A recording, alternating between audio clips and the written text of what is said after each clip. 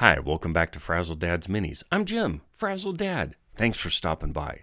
Today, I'm going to show you how I made this thing for Cthulhu Death May Die. It's the Season 4 expansion pack. And this is one of the main big boss. I think it's the only big boss. Anyway, I can't pronounce the guy because it's Lovecraftian stuff. And so, yeah, anyway. My goal with this one was to have a good time and play around again with some OSL work. You know, after such a long break from painting serious stuff, this was just something good to get kind of back in the swing of things. And I wanted to keep it at a decent quality. After all, this is for a tabletop game. I wanted it to look nice. I wanted to play around with different colors. I wanted to continue playing with the Ultracryl paints that I have. So this is a pretty short video, unlike my last one. Anyway, let's just get after it. Time to get to work. I've got a base coat of titanium white. I think it's golden. It might be pro-acryl.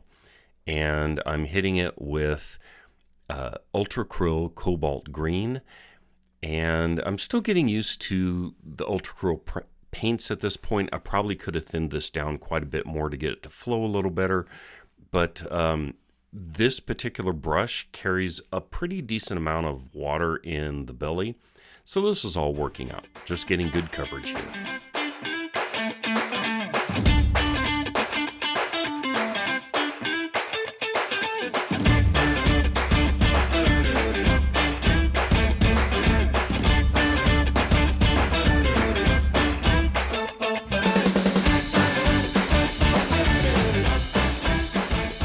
I'm starting to work and get some depth into the crevices of the flames. So I'm using some chrome oxide green to hit the deeper parts and then also start to darken down the upper areas, right? So flames, even though these are spooky mystical things, should start bright at the base and go off to darker colors, sometimes even blacks.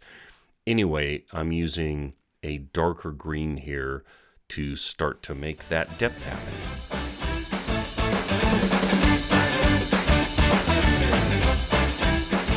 So I darken things down. Now it's time to bring up some highlights. And here I'm playing around with the fluorescent chartreuse. And I gotta tell you, I love this color.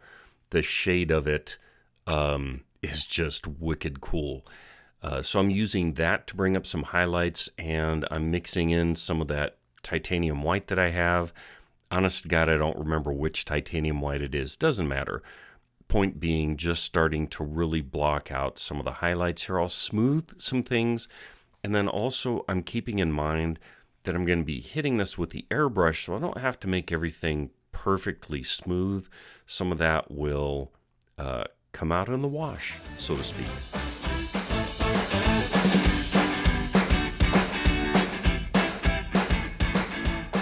Here I am starting to lay down the undercoat for the OSL Glow, and I'm using Vallejo's Game Color White ink to give that background.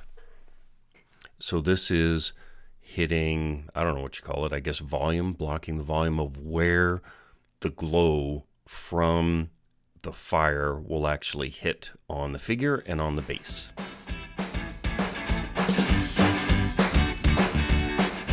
As I'm working along here, I'm gradually mixing in bits of that chartreuse and then some more of the white ink to bring up the colors.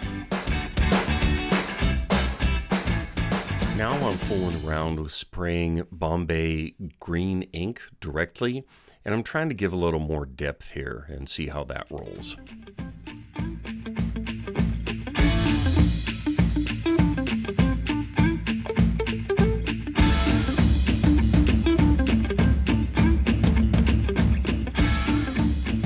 Back inside at my work desk, and I'm in a bit of a quandary. The tones, the hues of the airbrush work don't really match what I'd done with the brush work on the flame itself versus the OSL.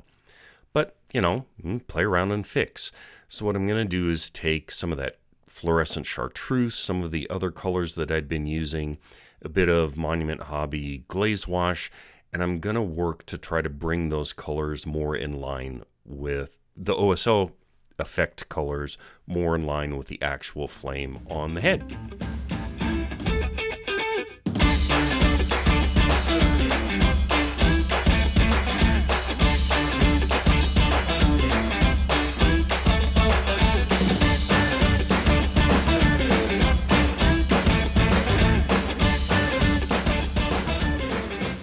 That's it.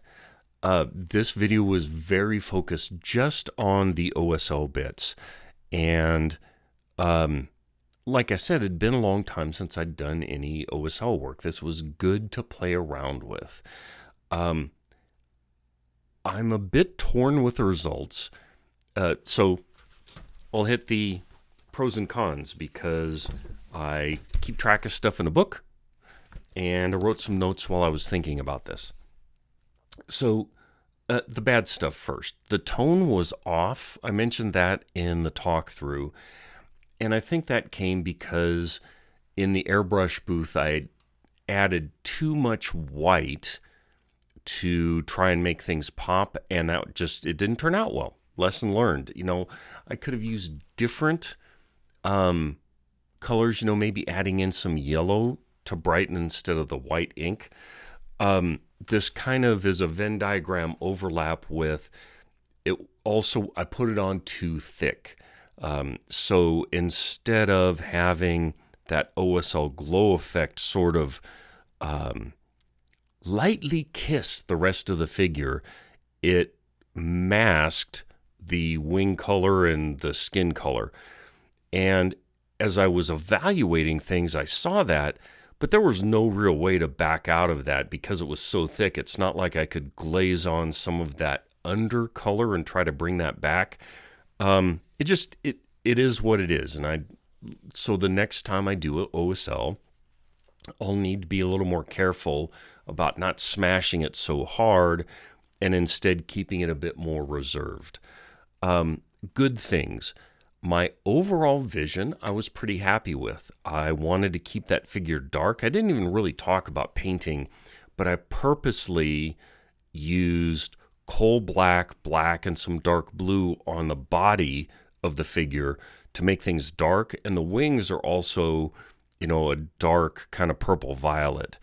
I had great advice a couple years ago from somebody that OSL pops best when you have a lot of darkness so that the light amplifies itself. That's really awkward wording, you know what I mean. Point being, I was pretty happy with how I started with the figure. I just got carried away with the thickness. So good. The vision was good. I had good spots for where I wanted the light to hit. They were a little too focused, and again, this goes back to the thickness and the tone, and I could have spread that out a bit more, but in general, the spots that were being hit by the OSL effect, I'm happy with.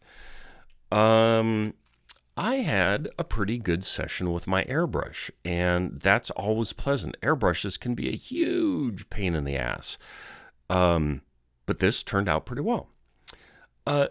And also, I'm really happy with the quality level. It's for a game, right? The thing's going to sit in my box, except when I take it up to see my son or play with somebody else. Except my dogs over here don't have opposable thumbs, so they can't play. Anyway,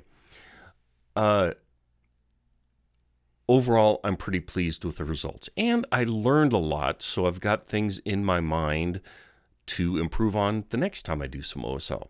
With all of that said, here's the grand reveal.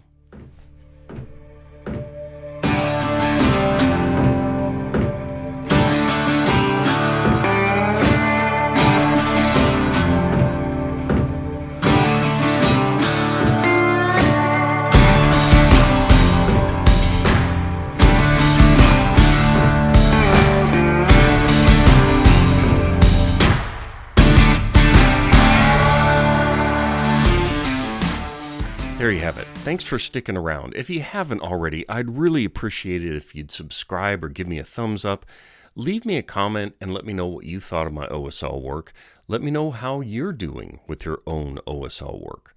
Until the next time, play around with stuff, experiment, fail. It's okay. You'll learn things, and remember, at the end of the day, it's just paint and plastic. Until next time, so long.